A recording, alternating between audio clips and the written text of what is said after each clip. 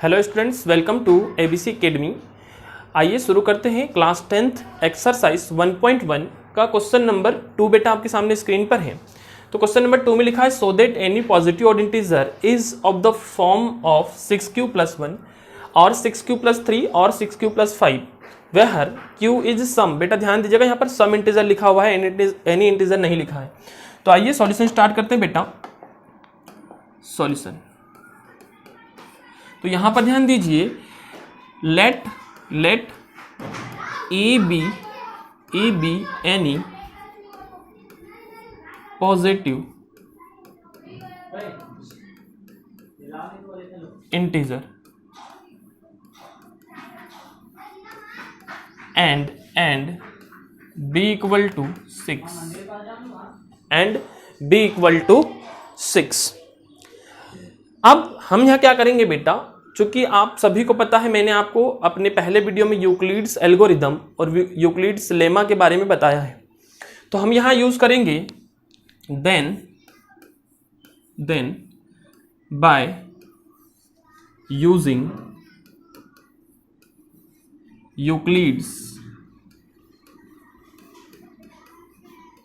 Euclid's algorithm.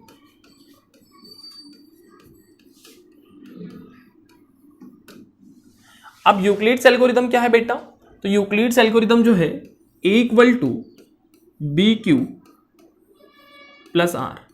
ये जो चीज मैं लिख रहा हूं बेटा, ये आपके लिए नई नहीं है, ये सब आप पहले ही पढ़ चुके हो। ये एक डिवीजन का प्रोसेस है, ये आपको मैंने पहले वीडियो में बताया भी है। यहां पर क्या होता है, a और b को इंटीजर है, वैसे b की वैल्यू हमको गिवन है, तो यहां पर 6 × q हो जाना है। इसको आप हिंदी में भी लिख सकते हो कि डिवाइडेंट इक्वल टू, ध्यान दो, वर्ड में लिख सकते हो dividend equal to divisor multiply quotient plus remainder. ये चीज आप जानते हो बेटा, भाग की प्रोसेस में ये चीज जानते हो। एक और तरीके से लिख सकते हो इसको बेटा कि सपोज मैंने किसी नंबर को डिवाइड किया, सपोज किसी नंबर a को मैंने b से डिवाइड किया और q टाइम्स डिवाइड हुआ, कोशिएंट और रिमाइंडर आ गया। तो आप सभी जानते हो प्यारे बच्चे, आप सभी जानते हो कि इन दोनों का जो मल्टीप्लाई होता है और अगर इसको ऐड कर लें तो बेटा ये जो आंसर आएगा a के बराबर आएगा। तो ये कोई नई बात नहीं है। एक और कहानी, ये जो बेटा r है, ये जो r है, ये r कभी भी b से बड़ा नहीं होगा, ये आप जानते हो। अगर ये r b से बड़ा हुआ तो इसका मतलब b से उसमें तो भाग जाना है। तो इस बात का ध्यान रहे कि रिमाइंडर जो होता है वो कभी भी डिवाइजर से बड़ा नहीं होगा। हम जिस नंबर से भाग दे रहे हैं उस नंबर से रिमाइंडर कभी बड़ा नहीं हो सकता। तो मैं यहाँ क्या लिख सकता हूँ, ध्यान देना बेटा, थोड़ा क्या लिख सकता हूँ आप बताएं थोड़ा। देखो, अगर मैंने कहा है कि यूक्लिड्स एल्गोरिदम के अकॉर्डिंग हमने ये लिख दिया, अब यहां पर हम क्या लिख सकते हैं कि जो रिमाइंडर है सर, जो रिमाइंडर है जो रिमाइंडर है बेटा वो कभी भी b से बड़ा नहीं होगा और 0 से छोटा नहीं होगा, बराबर हो सकता है। ठीक है, यहां पर q जो है बेटा वो पहले उसने दे दिया कि q इज सम इंटीजर और पॉजिटिव इंटीजर है, तो आप लिख सकते हो कि q का जो मान होगा हमेशा ग्रेटर देन इक्वल टू 0 होगा। ठीक है, अब अगर ऐसा है तो इसका मतलब क्या हुआ, ध्यान देना, इसका मतलब क्या हुआ सर, r का मान b से छोटा होगा और 0 से बड़ा होगा। इसका क्या मतलब हुआ, r का मान b से बड़ा होगा और b से छोटा होगा और 0 से बड़ा होगा। तो 0 से बड़ा मतलब क्या कि r का मान सर या तो 0 हो सकता है, या तो 1 हो सकता है, या तो 2 हो सकता है, या तो 3 हो सकता है, या तो 4, या तो 5। 6 नहीं हो सकता। क्यों? क्योंकि b जो है, b का वैल्यू 6 है और b से इसको छोटा रखना है तो 5 तक हो सकता है। b का वैल्यू 6 है, तो इसका मतलब कि हमारे पास क्या क्या कंडीशन निकल के आएगी, हमारे पास जो कंडीशंस बेटा निकल के आएगी वो क्या क्या आएगी, ध्यान दें। चलिए, तो आप इसको नोट करें बढ़िया से, ठीक है ना। चलो, तो इसका मतलब ये हुआ देयरफॉर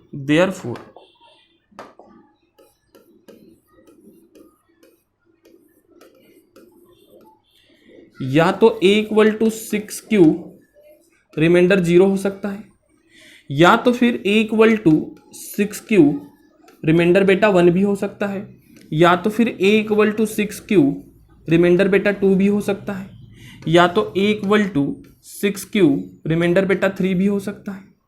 ठीक है, रिमाइंडर 3 भी हो सकता है, ऐसे ही रिमाइंडर 4 भी हो सकता है और 5 भी हो सकता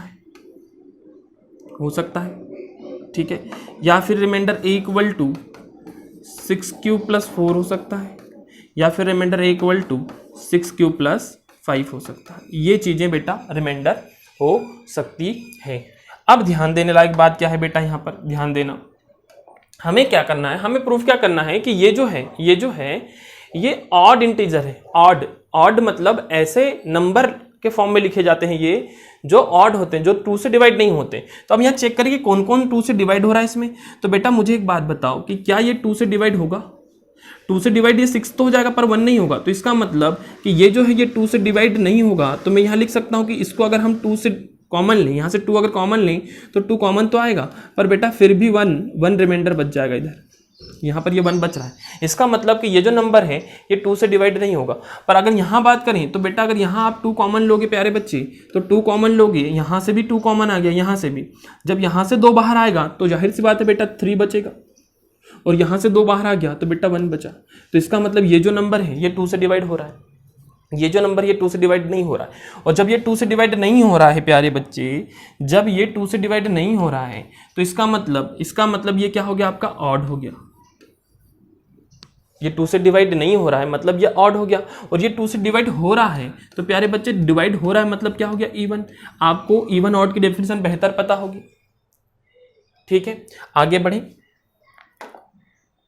तो ऐसे ही ये देखिए यहाँ पर भी अगर आप 2 कॉमन लोगे तो बेटा ये हो जाएगा आपका 3q प्लस 3, और प्लस में 3 है, इसका मतलब ये 2 से डिवाइड नहीं होगा, तो ये आपका क्या हो जाएगा, ऑड हो जाएगा। फिर ऐसे ही यहाँ पर 2 कॉमन लोगे बेटा तो 3q प्लस 2, ठीक है। यहाँ पर 2q अगर आपने कॉमन लिया प्यारे बच्चे तो ये आपका हो जाएगा 3q प्लस 5, ठीक है। अब मेरी बात सुनना बेटा, q जो है वो कोई इंटीजर है। मुझे एक बात बताओ, यहाँ कुछ भी रख लो, यहाँ कुछ भी रख लो, आप 1 रख सकते हो, 2 रख सकते हो, 3, कुछ भी रखो। जब इसको हल करोगे ना तो आपको जो आंसर मिलेगा वो ऑड नंबर में मिलेगा, इस बात का ध्यान रखना बेटा। q जो है वो इंटीजर है, इंटीजर मतलब कुछ भी नंबर रख सकते हो। आप कुछ भी नंबर यहाँ रखोगे तो यहाँ रखोगे और हल करोगे तो आपको ऑड मिलेगा, यहाँ रखोगे तो इवन मिलेगा, यहाँ रखोगे तो ऑड मिलेगा, यहाँ रखोगे तो इवन मिलेगा। तो कहानी क्या है, कहानी ये है कि कब कब ऑड मिलता है, कब कब इवन मिलता है। तो बेटा यहाँ पर आपको देखो, यहाँ q का वैल्यू कुछ भी रख के देखोगे तो आपको ऑड मिलेगा। क्यों? क्योंकि ये 2 से डिवाइड नहीं हो रहा है, तो यहाँ पर जो हमें आंसर मिलेगा वो ऑड मिलेगा, यहाँ पर हमें इवन मिलेगा प्यारे बच्चे, और यहाँ पर फिर से हमें क्या मिल जाएगा, ऑड मिल जाएगा। यहाँ तक की कहानी मेरे बेटा समझ में आपको आ गई होगी, ठीक है। अब थोड़ा ध्यान से चीज़ों को समझना बेटा, वीडियो पॉज करके आप नोट भी कर सकते हो, ठीक है ना। ये मैंने इसको कर दिया। अब देखिए, चलो अब मैं यहाँ लिख सकता हूं कि सर हमें जो सिद्ध करना था, हमें क्या सिद्ध करना था। देखो बेटा, हमें सिद्ध करना था कि पॉजिटिव ऑड इंटीजर जो है वो इस फॉर्म में लिखे जाते हैं। जरा चेक करो कि जो ऑड वाले हैं उनको हमने किस फॉर्म में लिखा है, ऑड वालों को। तो देखो एक तो ऑड वाला बेटा ये रहा, ठीक है, मैं इसको हाईलाइट कर रहा हूं।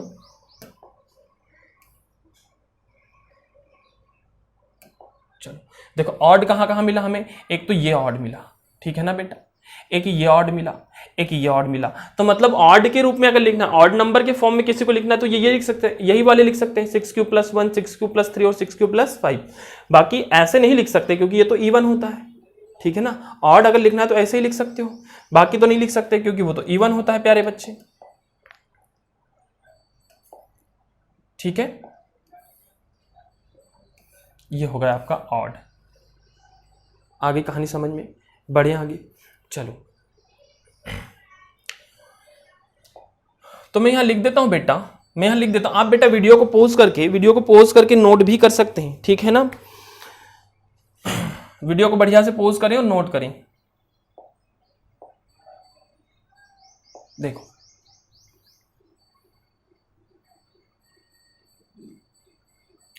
तो मैंने यहां क्या देखा प्यारे बच्चे, मैंने यहां क्या देखा, ध्यान समझिएगा। एक बेटा एक नंबर हमने डेटा छोड़ दिया ना, यहाँ 6q प्लस 0 वाला ये भी है ना, ये आपका क्या हो जाएगा, ये आपका इवन हो जाएगा।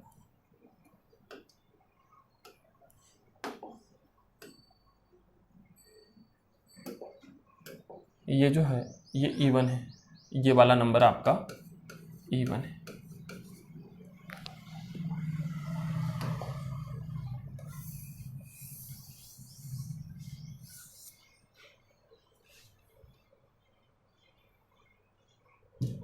चलो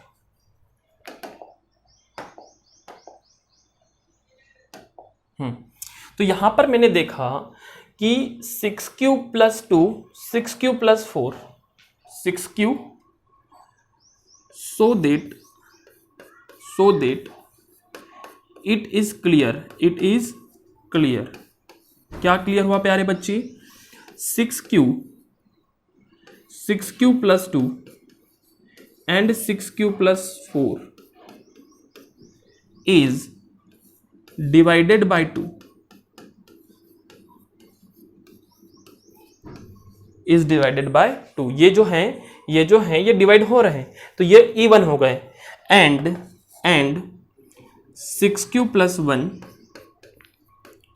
6 क्यूब प्लस 3 और 6 cube plus 5 is not divided by 2, is not divided by 2। hence clear that आप लिख सकते हो, hence clear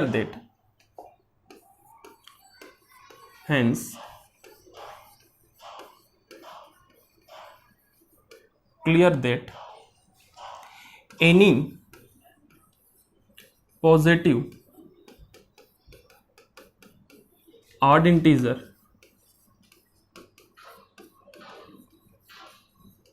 is in the form of